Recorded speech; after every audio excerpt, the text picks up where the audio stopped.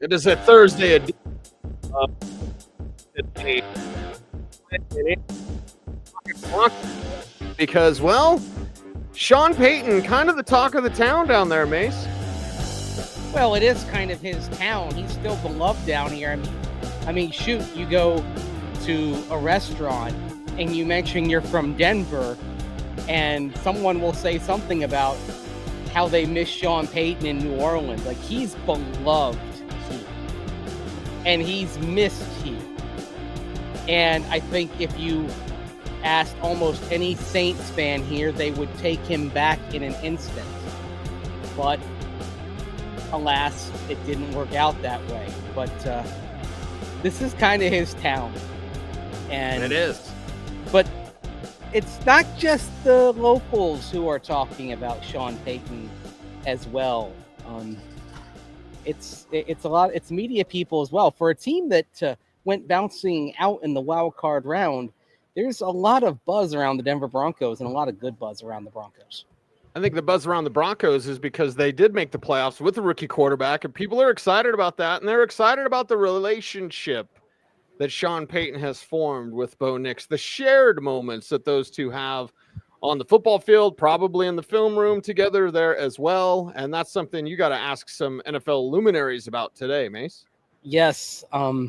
Where do we want to begin here? Because we've got today had a chance to catch up with Terry Bradshaw and Jay Glazer. Terry Bradshaw, of course, a long time on NFL and Fox, as is Jay Glazer.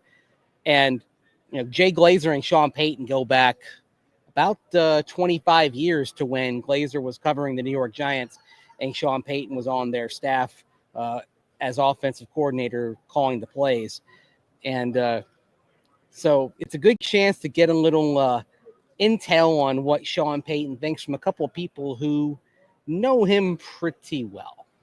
Yeah, know him pretty well and respect him and know what he thinks of his young quarterback. I think people are going to be excited to hear what Jay Glazer told you. You want to start with Glazer? Let's start with Jay Glazer, because to kind of preface this, knowing how well Jay knows Sean Payton, it was something I was going to ask was about when Bo Nix yelled back at him back in the Raiders game, caught on camera. And let's start with the first comment here to sort of set this up regarding Bo Nix and the fact that he barked back at his head coach. But I love, too, is Bo doesn't take his crap, and that's what you need. Because Sean will wear you out. Sean will fire his coaches 9 times during a game and then act like it afterwards. It's like, oh, did I really do that? Oh, no, I didn't do that. No, I was just kidding. I didn't mean it. So, oh, my God. That sums up the Sean Payton experience there on the sideline. I believe so, yes. Yeah. And there's a long history of coaches doing that. I mean, I think back to Broncos history. Hall of Famer Floyd Little once told me that there were games where Lou Saban told him, "You're cut, go home. You're craziness." Gone." The franchise, right? Yep. The eventual Hall of Famer, the guy around whom everything was built with the Broncos at the time.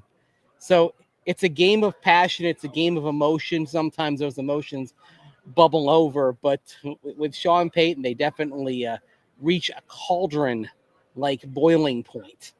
And you gotta be able to take it. Working with Sean Payton is not for those who take everything to heart. You gotta have a suit of armor. You can't be a sponge. Yep. And you've got to be able to take a chewing, and I guess you got to be able to get ready to be fired 9 times in a game. So 9 times. 9 times. There you go, Ferris. That's why he's always talking about Ferris Bueller. I'm going to fire you 9 times. There you go. Right? Yes. Right. And then you had a chance to further the discussion to Jay Glazer about, well, we've seen Bo kind of snap back. Yep. This was my follow-up, and here's Jay Glazer telling us what Sean Payton really thought of when Bo Nix came back at him on the sideline. What did Sean really think of when Bo came back at him. Loves it. You have to do it. Yeah. You got to do it, Sean. He will run you over if you don't. And he respects you. Sean and I have gone out of quiet a few times, right? I think I threatened to murder him last year. I did. It was about 6 o'clock in the morning. He called me up. He raised his voice at me. My wife, Rosie, sitting next to me. I said to him, "What did you just say? I will fucking murder you and leave you in the street." And my wife is like, okay. Sean, he'll call you back. And it's just like, that, but you have to do that with him, right? Or otherwise he'll run you over. By the way, that voice you heard in the middle of that was actually Megan Payton, Sean's daughter. Okay, yeah. Kind of affirming the whole thing there. But, compare and contrast that to when last season, the 2023 season, I should say, when Sean Payton is yelling at Russell Wilson in the Detroit game, and he's just standing there and taking it. With a blank stare. Yeah. No emotion. You look back at moments from Sean Payton and Bo Nix and when things went astray and askew or part with Russell Wilson, pardon me. You look back at moments when things went astray and askew. As I get my wrist brace on, I got a question here. How's the wrist? It comes and goes, and right now it's going. But I appreciate the question. Playing hurt again. Yes, playing hurt. So you compare and contrast Sean Payton going off on Russell Wilson on the side of Detroit, and Russ, like you said, blank stare, just nothing, no reaction.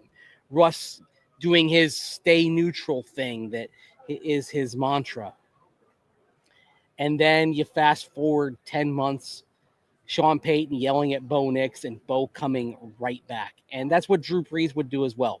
Came right back at him. And if we're kind of going back through football history and the lineage, of course, Sean Payton worked under Bill Parcells, and that was something Bill Parcells would do with his quarterbacks, with Phil Simms back in the 80s when the Giants were winning a lot of games. I mean, there's a video where you see Bill Parcells saying, "Shut the bleep up," to Phil Simms there on the bench. But it doesn't mean that there's any hostility or enmity between them. It's two people who want to win exceptionally badly, and the emotions run hot in that moment. But when you have moments like that, that's where you kind of find out, okay, who's real and who's not. If you get angry there, that's a real moment. If you just kind of stand there and take it, that's probably a facade, right? Because what are you really thinking? And I think Sean Payton likes the fact that he knows what Bo Nix is really thinking, and will come back to him and give him that in return. And hey, what did Bo do after that exchange? He got hot, right? Mm-hmm. Diced up the Raiders. Broncos took control of that game and won comfortably. They were struggling before that. They weren't struggling after that. And Sean probably thinks, I did it on purpose, exactly as I planned, right? There you go. You gotta bark back. You gotta stand up for yourself. You gotta show a spine. And Bo Nix does that. And that's why the future is bright with these two. More on tomorrow's show on off-season stuff and more people that you talk to, including Peter Schrager. But the future here, this is just year one, Mace. Year one with no ground game, no tight end, and one receiver. What's it like with more? What's it like as the relationship grows? Exactly. No real joker. And no true, yeah. And that was something we'll get into tomorrow, but that was something that came up today as well, is that people who know Sean Payton really well, they affirm what he's saying yesterday. Of course, he talked yesterday about a must-have being like a true joker, but they know, they get it. When this thing was really popping for him, he had some combination of Alvin Kamara or Jimmy Graham or Jeremy Shockey or Darren Sproles. You probably could, truth be told, ideally you've got a joker at running back and you've got a joker at tight end. That's the ideal thing there. People who can cause problems. That's what helps make the Sean Payton offense work, and they haven't had that. And why haven't they had that? Well, it's a priority thing, right? That first off season he comes in, they have cap space, but it's let's build the offensive line. Let's immediately sign Ben Powers and Mike McGlinchey to fortify that line. Well, you fast forward 2 years, the Broncos just finished the season where they ranked number 1 in the league per ESPN analytics in both run block win rate and pass block win rate. Okay. They got the goods. They got the job done. So you have that. You found your quarterback. So in other words, you have taken care of some really important items. Now you can start adding the other things to it. Now you can kind of build from there. He wanted to build things from the inside out. Well, now we're at the out here, right? Now we're at the point where you can add to that. So it's not that they didn't want to improve at Joker, but given the limited resources in terms of draft capital in 2023, cap space in 2024, you had to do other things. Now you can actually go and shop for that. So that's why you saw Greg Dulcich being talked about as a potential Joker. I actually kind of went through at denversports.com. You can read my article about this. Went through the Joker evolution, what he's looking for. He was talking up Greg Dulcich a couple of off seasons ago. And then Greg Dulcich gets hurt in week 1. The hamstring injury recurring, and let's face it, he's never the same after that. That was Greg Dulcich's opportunity, and as it turned out, didn't work out. He's talked about Jaleel McLaughlin being a Joker type of player. And certainly Darren Sproles shows you can be a smaller Joker, right? But Darren Sproles was 190 on 5'6". Jaleel McLaughlin is like 180 to 185, 186 on 5'8".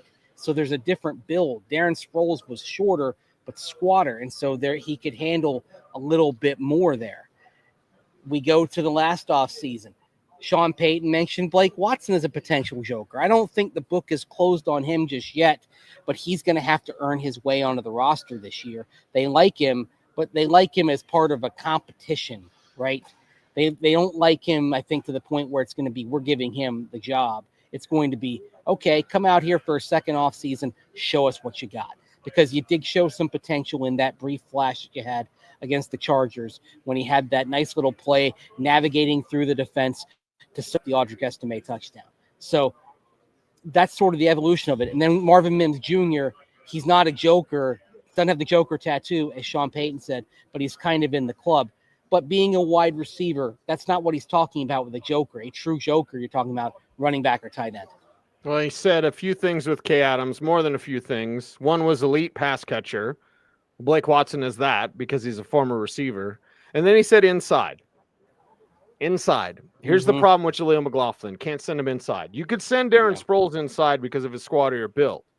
Yes. You need a Joker and a tight end that can line up inside. Yeah, he's not going to block, but you need that guy that can line up inside and attack inside, vertical seam if you're a tight end, and then as a running back, an inside-out runner.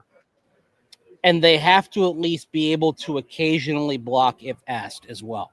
It's not the most important thing, but it's what we talk about, your phrase that you like to use, declaration of influence, right? If you have a player who absolutely 100% can't be involved in pass pro or run blocking, it's going to be a tell. So you have to be able to, if there's an audible and you have to change the formation and you have to change the alignment, move people around, and then all of a sudden you have to, that tight end who's your Joker has to stay at home and block, right? You've got to have that option there. And so that's another layer to it. You don't have to be a good blocker. You just have to be a willing blocker or an obstruction when the need arises. So it's down the list. Obviously, you're looking for a dynamic playmaker first, but you have to be just enough of a blocker to where you're not tipping your hand when that player is out there. So that's what the Broncos are shopping for. But it's also a great offseason to go looking for those types of players because there are plenty of them. One guy that we had here at the table today, you're going to see the interview later on Denver Sports, on the Denver Sports digital channels, is Tyler Warren. I don't think he's going to drop to the Broncos, the tight end out of Penn State.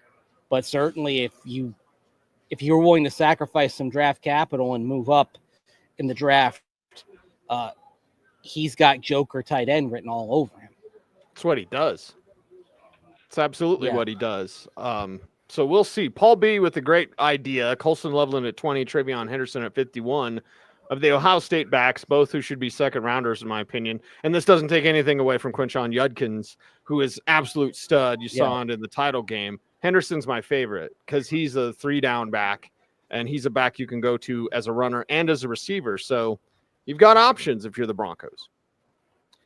Travion Henderson simply fits what the Broncos are looking for better in terms of a pass catcher. Someone asked me why we're not talking about Caleb Johnson, the Iowa running back, as much. Well, it's a power guy. He's a power guy, and obviously Iowa didn't give the opportunities, but he doesn't have necessarily as many clubs in his bag as a pass catcher, at least that we've seen, compared to some of these others. I mean, he can take a dump off, but that's really all there is. Is he going to get out there and make people miss and kind of be dynamic? That's the question I would have about Caleb Johnson. And it's why Travion Henderson. It's why O'Marion Hampton. Why Devin Neal, to me, seem to fit more of what the Broncos are looking for right now from the position. Yep. You also got to talk to Terry Bradshaw. How about Colston Loveland, though? What about Colston Loveland? He's a Y to me. He's Pat Freiermuth to me, so maybe not elite receiving weapon, but the best Y tight end. And there's some in the scouting community that think he's better than Warren. I personally don't have him graded that way, but he is the second tight end, mainly a consensus. But to me, he's Pat Freiermuth, which isn't a bad thing at all. It's not a bad thing at all, but I'm not sure exactly about the fit. And I think when we talk about the fit, if it's got to be a Joker type, I would argue that if you wait until round 2, Elijah Arroyo out of Miami is probably a better fit than Colston Loveland. I mean, I feel like we're coming back to the quarterback position again because we talked a lot about fit last year, but fit matters. It's not necessarily the best player. It's the best player for what you're doing, what your intent is. I think we're going to have Arroyo versus Mason Taylor debates pretty soon. Because Mason Taylor with that athletic profile, Arroyo's just so damn raw.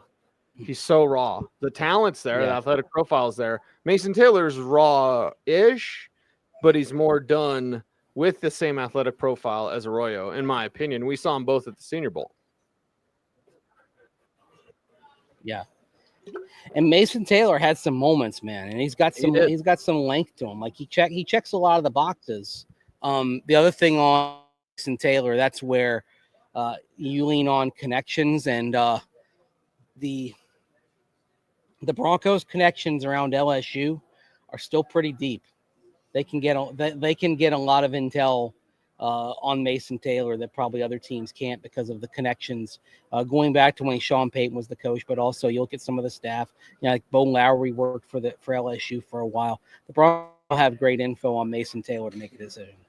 Yeah, the Broncos will have that information, and then we'll see who they draft. Now, the New Orleans Internet is a fucking Bronco. Yeah, I'm with you. It's the Cox Internet, and that's the name of the company. YouTube don't demonetize me. But yes, the Cox Internet in New Orleans. Trust me, I deal with this with Sigmund all the time. New Orleans Internet regularly sucks. So let's get the Terry Bradshaw stuff in, Mace. And we'll leave that alone. Are we saying it's yeah. Wait, no, I was going to make a pun here. Be careful. It's a family show. Sometimes it can be a little bit hard. It can be. So let's get the Terry Bradshaw That's all stuff. I'm saying. It's not. You're not lying. It can be. Some difficulties with the good old Cox Internet down there in New Orleans. Yeah. Terry Bradshaw, tell us about that, and let's play these clips before the Internet peters out on you there. I'll just set this up by saying I asked Terry Bradshaw, specifically, what he thought of the season Sean Payton and Bo Nix had together. I had to edit it down because he said a lot. And hi, I'm here, I think. Here's Terry Bradshaw. I talked to Sean this morning, actually. He loves him. Yeah. He's faster than he thought he was, stronger than he thought he was, bigger than he thought he was, got an arm strength bigger than he thought it was. Poise. The key to all these quarterbacks, these young kids, is poise. Even when they're getting their ass knocked off. You look at Daniels in Washington. How cool was that kid? Getting his ass knocked off and boom, boom. I like that. Boom, boom. Poise. It's true. Poise counts. Terry Bradshaw, I mean, hey, former quarterback himself knows a thing or two about this, right? And sometimes it can take time to develop poise, to develop all that. Certainly Bradshaw is an example way back a half century ago, someone for whom it took a few years.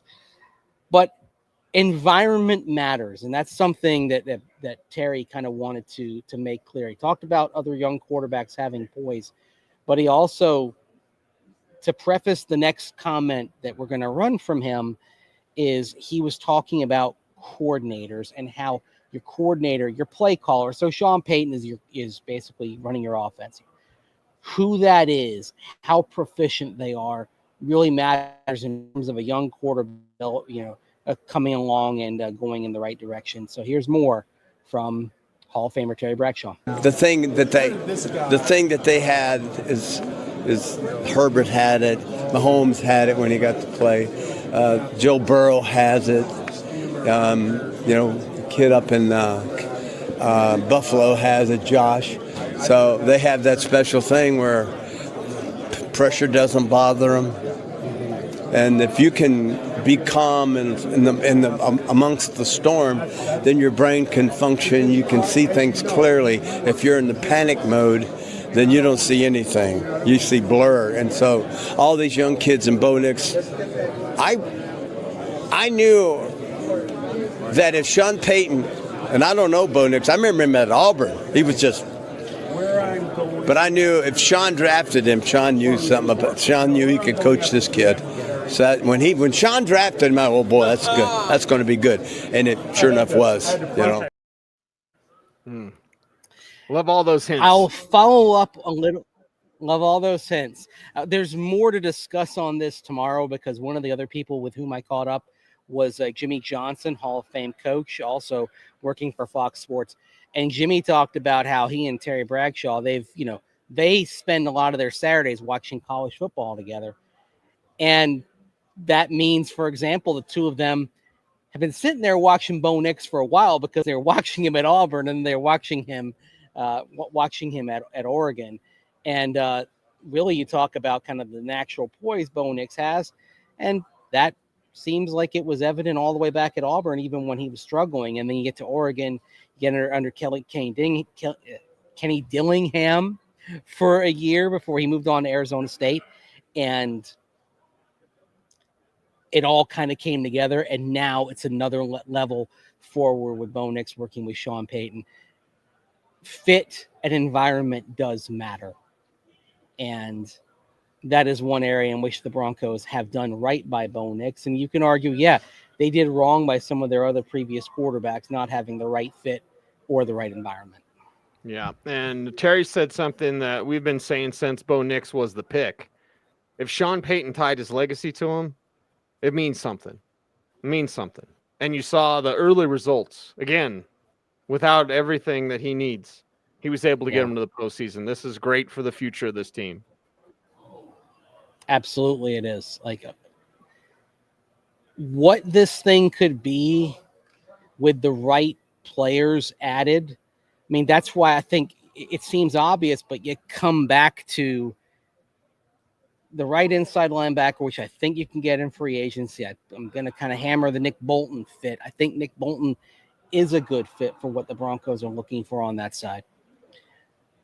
And then the draft should allow you to cross off these other items on the checklist. And I think we're looking at this as being a draft that can offer immediate help. I mean, let's go back to the Saints in 2017, right? We talk about that Saints draft a lot. They were 4 coming picks. off 3. Yeah, they were coming off 3 straight losing seasons. Remember that. 7-9, Saints 7-9, 7-9. Uh-huh. Think about that. Sean Payton had 3 straight losing seasons with Drew Brees as his quarterback. And from that draft, he found, like, talk about finding players that they needed. Found Marshawn Lattimore, found Ryan Ramczyk on the offensive line, found Alvin Kamara at running back in round 3. So Found Trey Hendrickson in round 4. yeah, they just couldn't get him on the field enough, and he ends up going to Cincinnati and becoming a star. Found all sorts of talent in that draft. By the way, you want to know something interesting? That was a 7-player draft for the Saints. 6 of them in the first 3 rounds, and then a single day 3 pick. You want to know something about that draft? They were all hits. They're all still in the league. Mm-hmm. 8 years later. Yeah, They're craziness. Every one of those players is still playing in the NFL. That does not happen. Not at all. How many draft classes can you think of where you had at least 7 picks and all 7 lasted at least 8 years? Even though, I mean, Ryan Ramczyk was on injured reserve this past year, but he's still there, right? Yep. You got it if you know what you're looking for, and that's like the thing that excites me about this draft is at spots where the Broncos had needs, just kind of like that draft. The Saints, they didn't necessarily pick the best player on the board, but they went for what fit them the best, and it turned a team that had 3 straight losing seasons into one that won 4 straight division titles. This was the draft that did it, and that's why I think this 2025 draft can be as impactful for the Broncos if they nail it. You're damn right I do. Hell, 2024 draft, pretty impactful as well. Yeah. And that's how you get further and further back from the mess that was made in the late 2010s of a lot of missed drafts and missed picks. Now Broncos are getting some hits. If you get another draft with hits, then buckle up. If you're Kansas City, buckle up because this team's coming. I love it. I love Dan, it. that mate. cut me off. That was a good thing. No, I got you. Said, buckle up because this team's coming. It froze after you said it. It was like your mic drop moment. You said this team's coming, and then your picture froze. Dadgummit. It's New Orleans internet, man. Yep. It doesn't. Yeah, New Orleans internet doesn't last very long. Yes. Yes. Oh gosh, there's a that's what she said. The jokes write themselves. That's for sure. Oh gosh. Mm-hmm. All right, well, let's wrap this one up, Mace. Know that we do have a special edition of OBT2 coming sometime. So we'll get it out there on YouTube and schedule it to you. Because our one last night, the OBT with Aaron Schatz, the OBT2 did really, really well. So YouTube, thanks. YouTube exclusive, by the way. You can put it on your own Twitter, Mace. I don't have access through your Twitter except through StreamYard. So we're gonna put clips out there from these on Twitter and YouTube Shorts and all that. So we're gonna have that's something as I get better internet here, and get a little more time on my hands that I'll be able to do. So that's right now. Today was a fire hose day because we caught up with Jimmy Johnson, we caught up with Terry Bradshaw, we caught up with Jay Glazer, caught up with Peter Schrager, another guy who knows Sean Payton really well. Had a chat with Tyler Warren, had a chat with Eddie McCaffrey. You're going to be able to get that on our YouTube page as well. And we got some more coming tomorrow. You remember Lonnie Paxton, former Bronco long snapper. He's going to be here.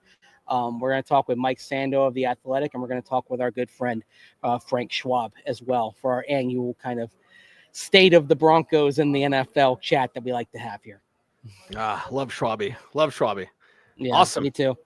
Awesome. Great stuff coming for you. So we're going to have OBT2s and OBT carrying you into the weekend and into your Super Bowl. But Mace, that's a wrap for today. We certainly appreciate everyone out there for watching us here on our Denver Sports YouTube channel. But how do folks help us out here on YouTube, Mace? Like, comment, share, subscribe, hit that notification bell. ding. So that's you. Never miss vid. That's right. He's Andrew Mason. You follow him on all the socials at Mace Denver. I'm at Cecil Lammy saying OBT's BFD. Thanks for watching. Stay tuned. Stay frosty.